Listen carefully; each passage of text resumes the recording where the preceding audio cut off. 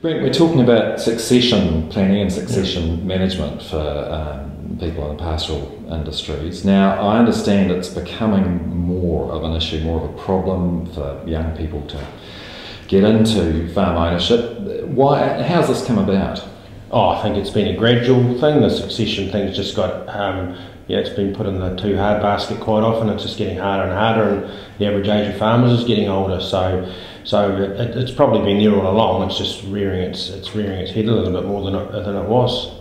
I think you mentioned there was a few sort of social changes, should we say, as well, sort of to do with fairness among siblings and that sort of thing. Yeah, absolutely. Like the fairness among siblings, the people retiring a wee bit earlier in some cases, wanting more assets off farm and wanting a holiday home or take overseas trips. So there's more quite often the gearings are a bit higher now when people are looking to buy their parents or members out of the farm. So it's become a bigger job, really.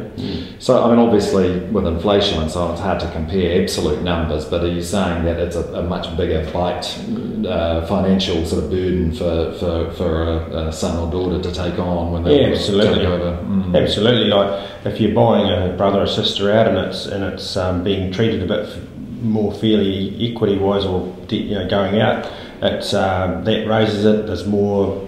The parents are wanting more to take out, so the pieces of the pie are just getting bigger, and often the properties have got debt with them before they start. So the debt thing is quite a hurdle when you're working through the succession. Is it more of an issue in any particular sectors, say dairying or sheep and beef or deer? Yeah, like in fairness, because of the dairy having higher cash flows generally, and because they can they've got better succession models through their industry with lower order, 50-50, etc. And that's what we talked about in the presentation today, where we're just trying to get some people thinking through the deer, sheep and beef about adopting some of those models and making them fit to suit different situations. What are some of the solutions that the banks come up with? Well, in fairness, we're trying to get these people to be talking about that in their 40s and 50s, so that it doesn't become just when they're 68 and they want to move off. Don't leave it to all that. So it's a bit about planning, never too early to start.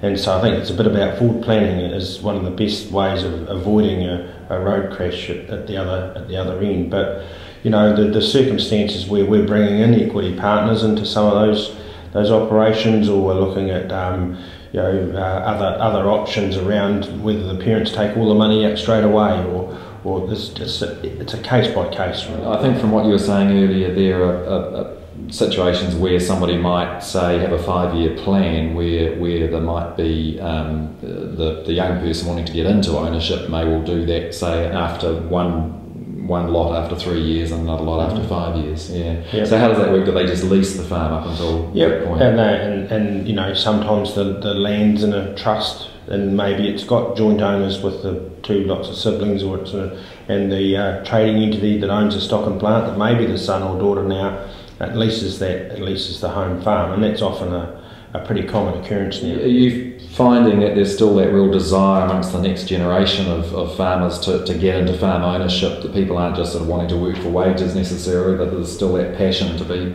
Yeah, there's definitely a passion, and I think that if we can see some upside in the income, and particularly sheep, beef and dairy, it'd be wonderful to see some of these levels sustainable for a while, because ultimately if there's some profit and money in it, we're going to see young people wanting to stay. So if people wanted to find out more from Rabobank about maybe doing some succession planning, who should they talk to? Yeah, look, just their local branch. Like we've got 30 branches throughout New Zealand now, and our staff are all pretty cleared up on what's happening with succession, and as I said, Tony Hemington's available if we want to take it to the next step. So.